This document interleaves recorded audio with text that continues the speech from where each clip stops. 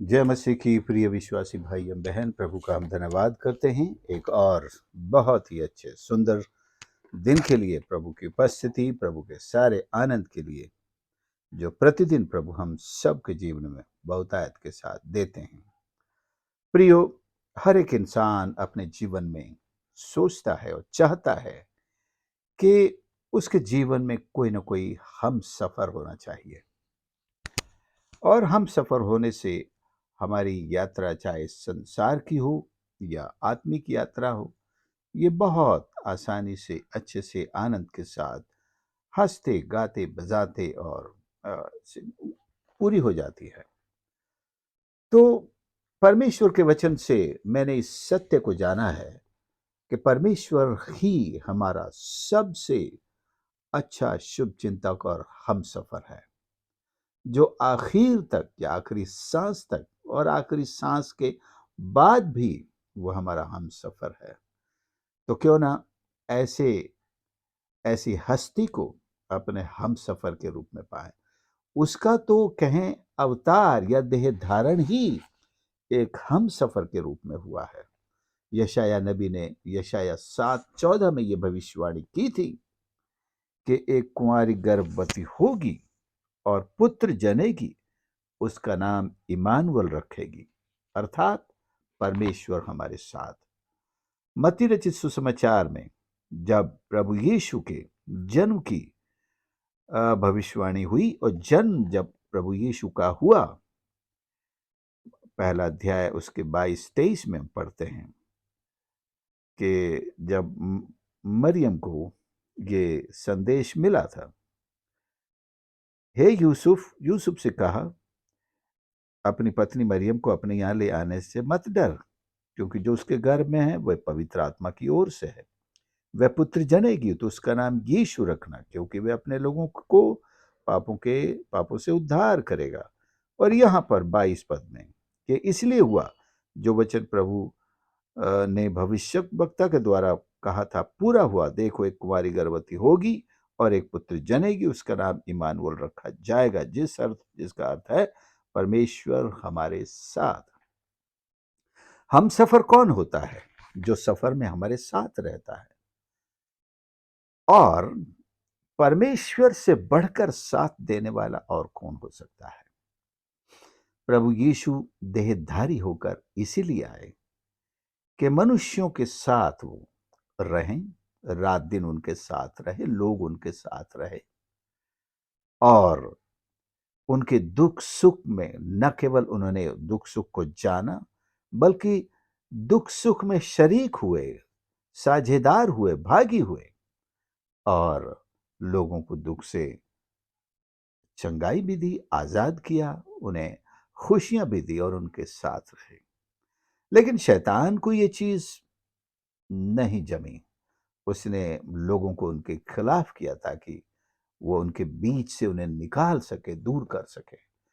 तो आज भी जो लोग पाप में जीवन जीते हैं, वो भी ऐसे हम सफर ढूंढते हैं जो उनके साथ पाप के जीवन जिए, पाप करें और पापों में उनका साथ दें और आखिर तक उनका साथ दें। तो ऐसे लोग पाप के जीवन को पसंद करते हैं और ऐसे साथी को पसंद करते हैं जो हर तरह की बुराई में उनका साथ दे। एक पीने वाला पीने वाले को पसंद करता है, चोरी करने वाला चोरी करने वाले को पसंद करता है, कोई भी पाप करने वाला दूसरे पापी को पसंद करता है। एक सच्चे भक्त अच्छे इंसान को पसंद नहीं करेगा। लेकिन जीवन की सच्चाई यह है कि हमको एक सच्चे, एक सामर्थी, एक जीवन के बारे में सही रास्ता दिखाने वाला, सही मार्ग दिखाने वाला हम सफर चाहिए। और प्रभु यीशु के बारे में हम जानते हैं कि जिसने भी उसे अपना हम सफर बनाया, उन सब की यह गवाही है, उनकी जिंदगियां आनंद से, खुशियों से परिपूर्ण रही। और इतना ही नहीं कि इस संसार का जीवन, बल्कि उनका अनंत जीवन और भविष्य का जीवन भी उन्होंने सुधार लिया, संवार लिया और अपनी आशाओं में आनंदित रहकर इस दुनिया से चले गए। और ये बाइबल का दावा है, ये प्रतिज्ञा है, ये एक धन्य आशा है कि ये हम सफर वहां भी हमारा इंतजार कर रहा है। हम उसके साथ होंगे और सदा सर्वदा उसके साथ रहेंगे। प्रभु यीशु जब इस पृथ्वी पर देहधारी होकर आए तो एक बात लोगों ने समझी कि शरीर में तो आदमी सीमित हो जाता है। जैसे मार्था मरियम का भाई बीमार हुआ, उस दिन यीशु कहीं और था, उन्होंने कहला भेजा, लेकिन प्रभु यीशु को और आने में देर लगी। जानबूझकर शायद वो नहीं आए, तो भी 4 दिन लगे। तो इसको कुछ अनुवाद करने वाले लोग समझते हैं कि चूंकि वो देह के अंदर है, इसलिए ये दूरी मायने रखती है, ये डिस्टेंस, क्योंकि वो देह में हर जगह नहीं हो सकता है। देह में ईश्वर भी सीमित हो जाते हैं, लेकिन प्रभु यीशु की सामर्थ सीमित नहीं थी। वो तो जितना भी दूर हो चाहे उतनी दूरी से ही लाजर को चंगा कर सकते थे। जैसे सूबेदार ने विश्वास किया कि उसका जब सेवक बीमार हुआ, यीशु के पास चल के आया, उससे कहा मेरा सेवक घर में बीमार है। यीशु ने कहा मैं चलकर ठीक करता हूं। उसने कहा नहीं नहीं, आने की जरूरत नहीं, आप तो यहीं से वचन कह दीजिए। तो वो जानता था कि यीशु अगर शारीरिक रूप से दूर भी है तो भी उनके पास वो सामर्थ है कि वो वचन कह दें और बीमार चाहे कितने भी दूरी पर क्यों ना हो, वो वहां ठीक हो जाता है। तो यीशु का देह धारण किसी भी बात में रुकावट नहीं था, ना समय की रुकावट, ना दूरी की रुकावट। दो रुकावट होती हैं, टाइम एंड डिस्टेंस। सो दोनों बातों में रुकावट नहीं थी। प्रभु यीशु अंतर्यामी थे, सर्वशक्तिमान थे, सर्वज्ञानी थे। वो दूर रहकर भी सब जान लेते थे, बिना बताए भी जान लेते थे। वो शरीर में रहते हुए भी सर्वशक्तिमान ईश्वर थे, सर्वज्ञानी ईश्वर थे और सर्वव्यापी ईश्वर थे। हालांकि उन्होंने अपने आप को इस तरह से हर जगह प्रकट नहीं किया। वो भी इस बात का इंतजार किया कि वो अपनी महिमा उन घटनाओं के द्वारा कैसे ले सकते हैं। तो ये बात स्पष्ट है कि दुनिया के लोग जिन्हें हम सफर के रूप में चाहते हैं, संसारिक लोगों को, वो शरीर में सीमित होते हैं। अगर आज हमारे साथ हैं तो हमारे साथ हैं, अगर 10 किलोमीटर दूर हैं तो उनको हमारा साथ देने के लिए आने में समय तो लगेगा। या 100 किलोमीटर या 1000 किलोमीटर दूर है तो उनकी अनुपस्थिति हमको खलेगी, महसूस करेगी, अरे काश वो यहां होता, काश वो यहां होती। और हम सफर भी, काश मैं आज तुम्हारे पास होता, काश मैं वहां होता। तो ये दूरियां हमारे सफर में हमको अखर जाती हैं। समय का पाबंदियां और शरीर से एक दूसरे से दूर होना। क्या कोई ऐसा हम सफर है? परमेश्वर ने पति और पत्नी दोनों को हम सफर बनाया है, एक दूसरे का साथ देते हैं, लेकिन फिर भी ये कमजोर हो जाता है, ये साथ भी सीमित रह जाता है, कमजोर रह जाता है। कभी पत्नी दूर है, कई बार पति पे संकट आता है तो पत्नी कहीं थोड़ी सी दूरी पर चली जाती हैं, या कोई काम पर, ड्यूटी पर, या और किसी काम से घर से बाहर होती हैं, या पत्नी को पति की जरूरत है लेकिन पति अपने ड्यूटी पर हैं या किसी काम के लिए बाहर गए हैं। तो आज के ज़माने में सभी बड़ी मेहनत करके रहते हैं, तो हम कितना एक दूसरे के साथ रह पा सकते हैं।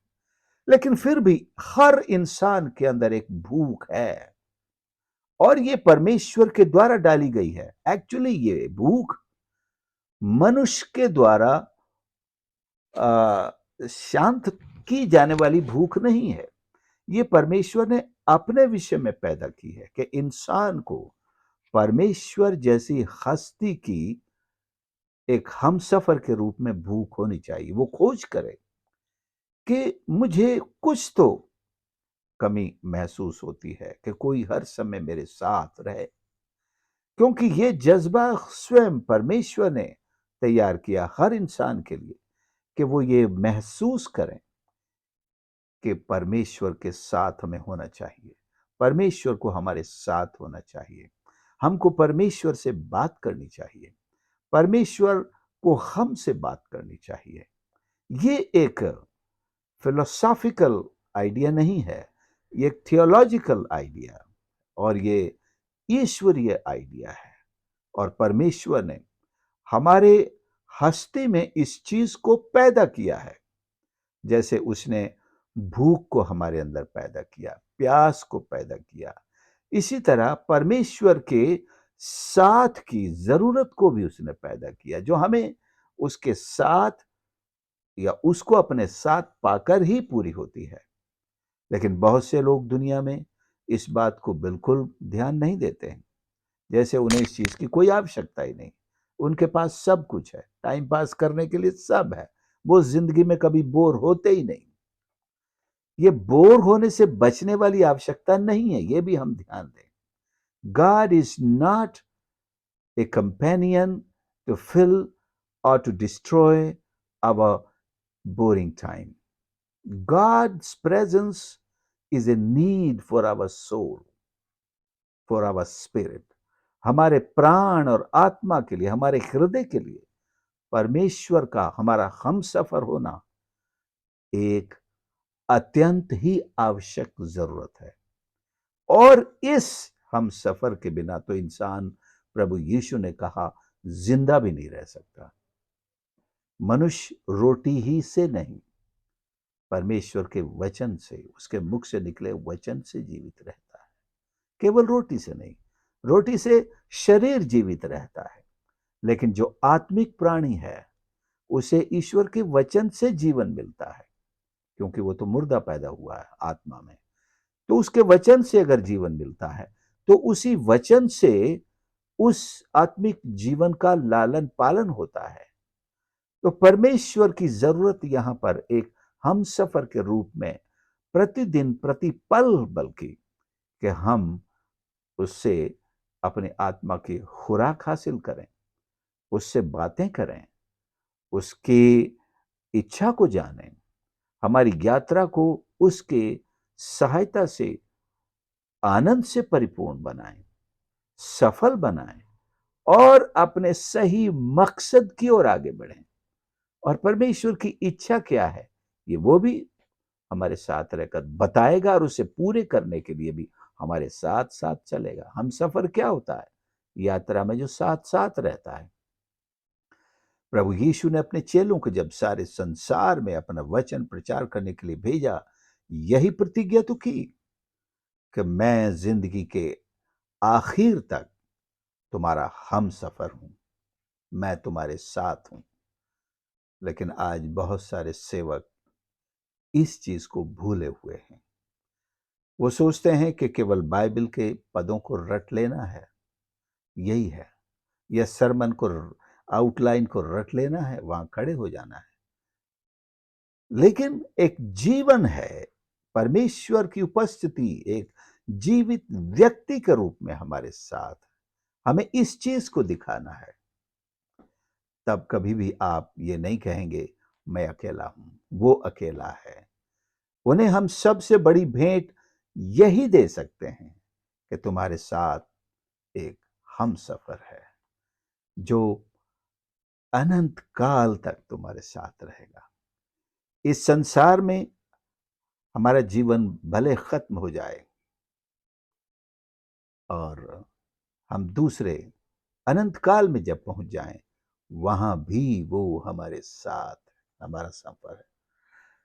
तो क्या ये आवश्यकता पैदा होती है कि हमें हम सफर की जरूरत केवल इसी दुनिया में है? हमें हम सफर की जरूरत आने वाली दुनिया में भी है, स्वर्ग में भी है। वहां भी हम अकेले नहीं रहेंगे। वहां तो हमें और ज्यादा हम सफर की उपस्थिति का दान मिलेगा। यहां तो हम समझ, यहां भी वो हमारे साथ है, लेकिन शारीरिक रूप में हमारे साथ नहीं है, आत्मिक रूप में हमारे साथ हैं। और अनंत काल में तो आप समझ सकते हैं कि वो और अधिक हमें अपनी संगति में रखेंगे, हमारे साथ रहेंगे, और हम ज्यादा से ज्यादा उसके साथ रहने पाएंगे। यही तो हमारी आत्मा की भूख है, आत्मा की प्यास है, आत्मा की पुकार है। आत्मा यही पुकारती है, nearer my God to thee, nearer my God to thee. यीशु के चरणों में, यीशु के करीब, तेरे करीब रहूं। कितने गाने परमेश्वर के करीब होने पर बने हैं, परमेश्वर के हमारे हम सफर के रूप में हमारे साथ होने पर। हम सफर है मेरा मसीहा, और मुझे क्या चाहिए जब वो हम सफर है।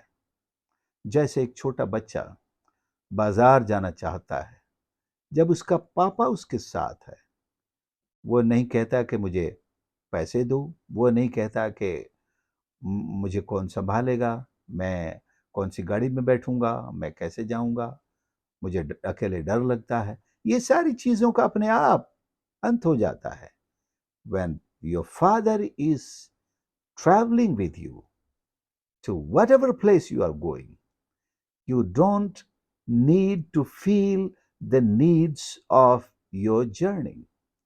यात्रा की आवश्यकताओं के बारे में चिंता करने की जरूरत ही नहीं है, क्योंकि हमारा पिता हमारे साथ चल रहा है।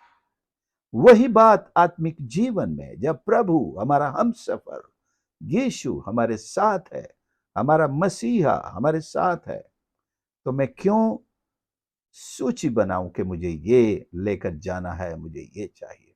मेरा प्रभु सब कुछ, वो खतरों से भी बचाता है, अगुवाई भी करता है, वो मुझे अच्छा स्वास्थ्य भी देता है, हर एक जरूरत पूरी करता है, शैतान को भी पैरों तले कुचलवाता है, और मुझे साथ लेकर चलता है। और मैं किसी खतरे से नहीं डरता हूं। एक भेड़ के समान मैं अपने चरवाहे की ओर देखता हूं, और वो मुझे हरी हरी सुंदर अच्छी चराइयों में भी बैठाता है, क्योंकि वो मेरे साथ है। उसको मेरा ध्यान रहता है, चिंता रहती है, मेरी हर जरूरत को वो देखता है। तो इसलिए मुझे अपनी आवश्यकताओं की चिंता करने की जरूरत होती नहीं है, क्योंकि मेरा हम सफर उस सारे बोझ को भी उठा लेता है। इसलिए तो वो कहता भी है, बोझ को अपने मुझ पर रखते, मुझे तेरा ध्यान है। तो क्यों ना हम ऐसी हस्ती को, ऐसे परमेश्वर को, ऐसे मसीहा को अपना जिंदगी का हम सफर बना लें। हो सकता है शायद आपका सांसारिक हम सफर आपसे रूठ गया हो, या साथ रहते हुए भी साथ नहीं दे पाता हो, या किसी का हम सफर दुनिया ही छोड़कर चला गया हो, जिस पर हम इतना आसरा करते थे कि हमें इतना भी पता नहीं होता था कि घर में नमक कहाँ रखा हुआ है। हर बात, छोटी से छोटी, बड़ी से बड़ी चीज, हम कभी बाजार से एक सब्जी भी खरीद कर नहीं लाए, वो सब कुछ कर देता था। उनके बिना घर से कभी बाहर निकले ही नहीं, कोई भी प्रोग्राम हो। हिम्मत रहती थी, वो है तो हम सब कर लेंगे, सब हो जाएगा। लेकिन शायद ये सांसारिक हम सफर बीच में छूट जाते हैं, छोड़ जाते हैं, नाराज हो जाते हैं, या कईयों का साथ हम छोड़ देते हैं। क्या कोई ऐसा हम सफर है जो हमारे दिल की भी बात समझे? बहुत सारे हम सफर हमें नहीं समझते। हम सफर तो होते हैं, साथ तो देते हैं, रहते हैं, बोझ उठाते हैं, चिंता करते हैं, लेकिन हमें समझते नहीं हैं। हमारे मन को नहीं समझते, हमारी आत्मा को पीड़ा तक दे जाते हैं। लेकिन आज मैं जिस हम सफर को आपको प्रस्तुत कर रहा हूं, आपकी बल्कि जिंदगी में आपके साथ जोड़ने की दावत दे रहा हूं, वो समझने वाला है, धोखा नहीं देने वाला है, हमेशा साथ देने वाला है, आपके मन को भी समझता है, आपकी आत्मा को भी समझता है, आपकी ताकत को भी जानता है, आपकी कमजोरी को भी जानता है। आपको कभी नीचा नहीं दिखाएगा, बल्कि आपको नीचे से ऊपर उठाएगा और जीवन भर साथ देगा, कभी धोखा नहीं देगा, छोड़कर नहीं जाएगा, ना इस जन्म में ना अगले जन्म में। मेरा मतलब, ना इस धरती पर छोड़ेगा, न स्वर्ग में आपका साथ छोड़ेगा। इस हम सफर को हम सबको अपनी जिंदगी में पाना है। दुनिया का एक भी इंसान ऐसा ना हो जो बिना इस हम सफर के अपना जीवन एक भी दिन का जीवन बिताए। मैं तो आज ही कहूंगा, बेटर लेट देन नेवर। अगर आपसे देर हुई है तो कोई बात नहीं, आज से ही मेरा हम सफर, मेरा यीशु मेरे साथ है सदा, वो रहेगा सदा। और आप जानेंगे, जब यीशु आपका हम सफर बन जाएगा, आपको इतनी खुशी होगी, आपकी जिंदगी, आपका दिल, आपकी आत्मा इतनी आनंद से भर जाएगी। आनंद से सबसे पहला अनुभव तो यही होगा कि आप दिल के अंदर तक, आत्मा तक आनंद से भर जाएंगे। और एक ऐसा सुकून होगा, आपको ऐसा एक विश्वास होगा, हां, अब मिला है मुझे कोई। उस सामरी स्त्री की तरह 4 5 6 सब आए गए, धोखा देके चले गए, लेकिन अब मिला है कोई जो पानी भी पिलाता है और हम सफर बन के साथ भी रहता है। मरियम मगदलीनी, उसके जिंदगी में तो गिनती ही नहीं थी, ऊपर से दुष्ट आत्माओं का जो खेल उसकी जिंदगी में था, लेकिन एक दिन एक सच्चा हम सफर उसकी जिंदगी में आया और उसने इतना प्यार उंडेला, और मरियम मगदलीनी ने भी इतना प्यार उंडेला कि दुनिया दोनों के प्यार को समझ नहीं पाई। न जाने क्या क्या अफवाहें, झूठी कहानियां बना डाली, लेकिन वो एक सच्चा प्यार जो परमेश्वर ने स्वर्ग से हर इंसान के लिए भेजा, उंडेला है, वही प्यार मरियम मगदलीनी के जीवन। और मरियम मगदलीनी ने उस प्यार को हाथ से जाने नहीं दिया। चाहे लाजर की बहन मरियम हो, उसने भी उसी प्यार को अपना लिया, हाथ से जाने नहीं दिया।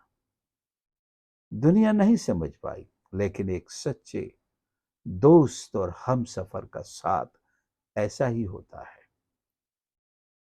इस्राएल से निकलकर आने वालों की कहानी को आप देखेंगे, जंगल में पूरे 40 साल तक जंगल के सफर में हम सफर बनकर, रात और दिन में बादल की छाया और रात में अग्नि की ज्वाला के रूप में वो हम सफर उनके साथ रहा, भरपूर भोजन दिया, शत्रुओं से उनकी रक्षा की। रास्ते में अगर किसी ने रास्ता रोका तो उसका नामो निशान मिटा दिया। लेकिन जिनका हम सफर बनकर उसने हाथ पकड़ा था, उस मुकाम तक पहुंचाकर छोड़ा नहीं, उनके साथ रहा। प्रियो, आज का ये वचन अचानक मुझे जब मैं सोच रहा था कि आज मैं किस विषय पर बोलूं, एकदम से गीत की वो लाइन मेरे मन में आई, हम सफर है मेरा मसीहा, मुझको ना कोई डर, मुझको ना कोई डर। मैं आपसे कहना चाहता हूं, प्रभु यीशु इस संसार में हमारा हम सफर बन के आया। अगर आपने उसे अपना हम सफर नहीं बनाया तो जिंदगी की सबसे बड़ी भूल कहलाएगी। दुनिया में आपके बहुत से दोस्त हो सकते हैं, ईश्वर का धन्यवाद हो, दोस्त रहने दो, होने दो, लेकिन अगर यीशु उनमें नहीं है तो आपके हजारों दोस्त भी किसी काम के नहीं। आप विवाहित हैं, आपकी पत्नी है, बहुत अच्छी हमसफर है, ईश्वर का धन्यवाद हो। आप अगर पति हैं या पत्नी हैं और पति आपका हमसफर है, ईश्वर का धन्यवाद हो, वो परमेश्वर के प्रबंध हैं। लेकिन हमारे साथ साथ जो सबसे जरूरी हमसफर है वह स्वयं हमारा मसीहा है। नहीं तो पति पत्नी का साथ भी अधूरा है, प्यास अधूरी है, जब तक मसीहा हमारा हम सफर न बने।